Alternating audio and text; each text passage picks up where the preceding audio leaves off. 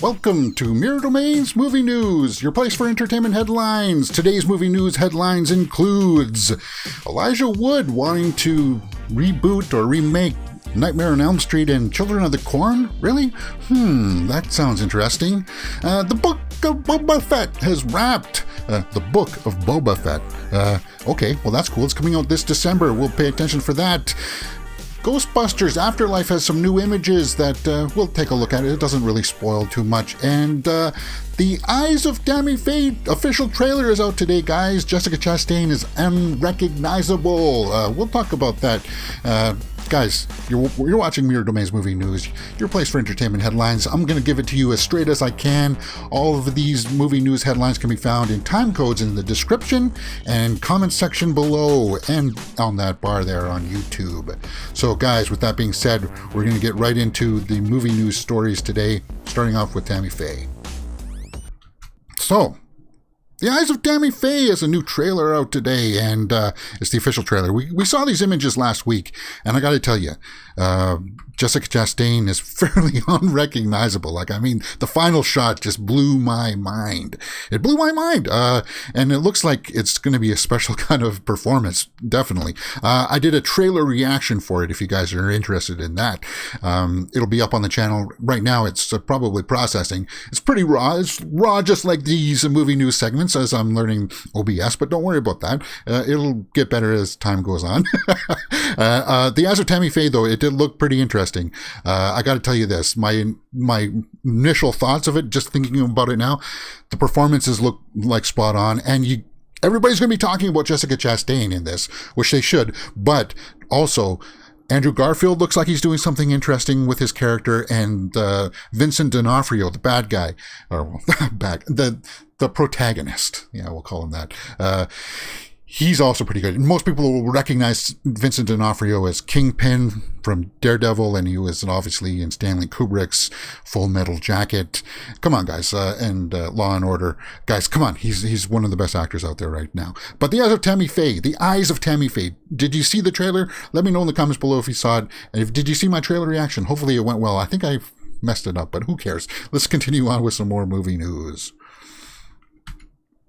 The Book of Boba Fett wraps filming season 1. Season 1, really? Is that what? I thought it was only going to be like a one-off, but season 1.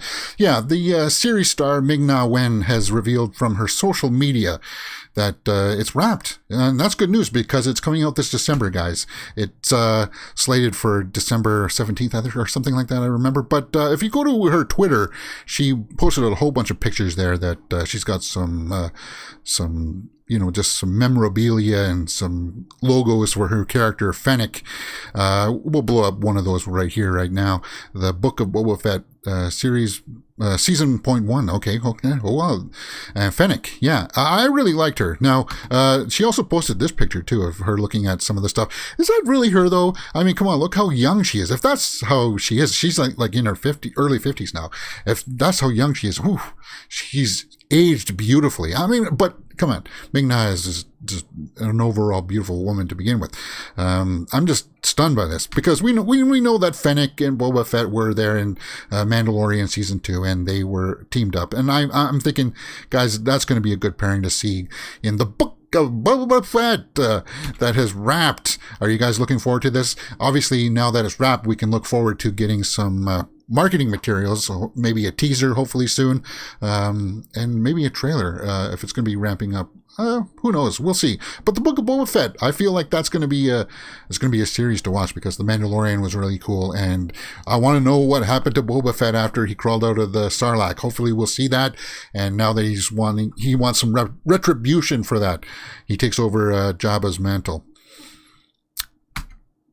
Ghostbusters Afterlife is slated for November 11th, 2021, and we have some new images that we'll take a look at today. I just want to read you the synopsis for it. When a single mom and her 2 kids arrive in a small town, they begin to discover their connection to the original Ghostbusters and the secret legacy their grandfather left behind.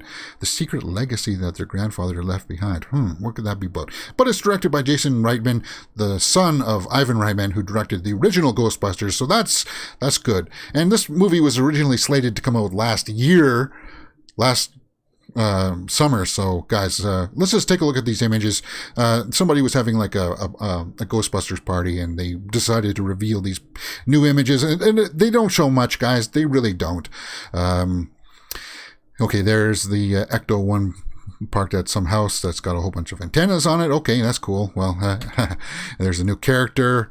I can't remember her name. We'll take a look at the cast here in a second. But yeah, let's just do that right now. Obviously, we know that Finn Wolfhard's in this.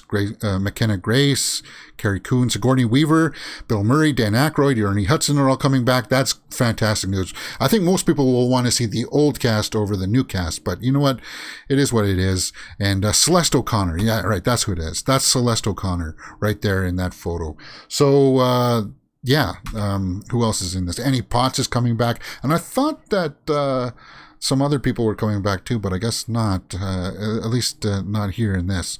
It's not slating this here, but we know that Paul Rudd is in this. We've seen little snippets of him in like promotional materials with those little marshmallow guys that were attacking him in the store. But the cast overall is going to be a younger cast. It's going to be kind of like passing the torch kind of thing. Ghostbusters Afterlife, guys, this December.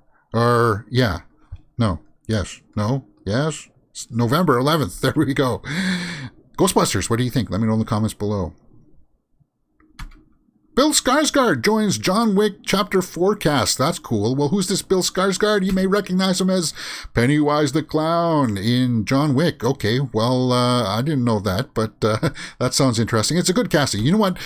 Bill Skarsgård is a good actor, and if you've seen him in other stuff, he can obviously transform and become other things, and that's just all about emoting and just line delivery.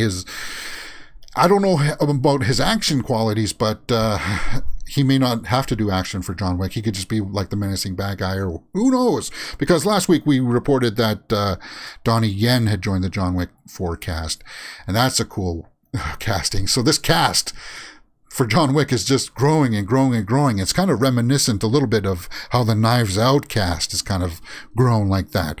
And John Wick is starting to shoot this summer in Paris. It's slated for May 27th.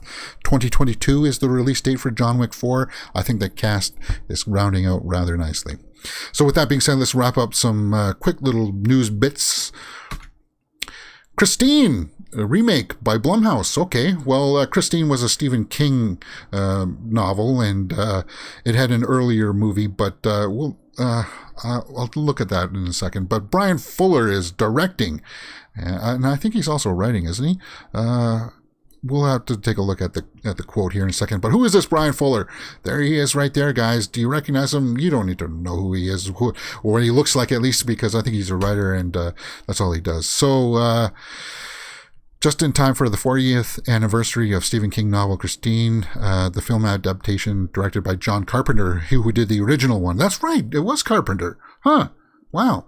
Blumhouse Productions and Hannibal showrunner are teaming up for a new film based on the story. Okay. Which is a shy teen who comes out of his shell after he buys a 58 Plymouth Fury to fix it up. The car has a mind of its own, as well as a murderous past, and begins to change the young man and everyone around him in the most dangerous fashion. And that's a trope that Stephen King likes. He likes using those vehicles that go crazy and try to kill people. He did it with this, and then was a Maximum Overdrive. That was cool. Anyway, Fuller's intention is to set the film in the 1980s and keep it grounded in King's best-selling work. Okay. All right. And it's going to be Sony Pictures and Jason Blum working together for that. That's good. The original, I'm going to have to go back and watch that. Now that I was reminded that John Carpenter did it, I'm going to have to revisit it and, yeah. It came out in 1983, and yeah, maybe I'll do a retro trailer reaction. We'll have to wait and see. But guys, let's go online now and take a look at what this Elijah Wood story is all about. This is on Joe Blow's site. Elijah Wood wants to remake A Nightmare on Elm Street and Children of the Corn. Really? Oh, wow. Okay, well, guys, I got a few thoughts about that because I do like Freddy and I do like the Nightmare on Elm Street series. It's got a special place in my heart. I know it's a guilty pleasure for most people, but let's just read the quote here that Elijah Wood has out about what he wants to try to do with it. Let's see if I can blow that up a little bit. Okay. We personally have talked a lot about internally Elm Street and how incredible it would be to play in that universe again and see that universe, to see Freddy Krueger and just that concept to be explored again. I agree with that, definitely. There's a lot you could do with Freddy. That's something that we're fascinated in. Obviously, that is not a lesser known, smaller thing that should be remade into a bigger one. What? Hold on. Obviously, that is not a lesser known, smaller thing that should be remade into a bigger one.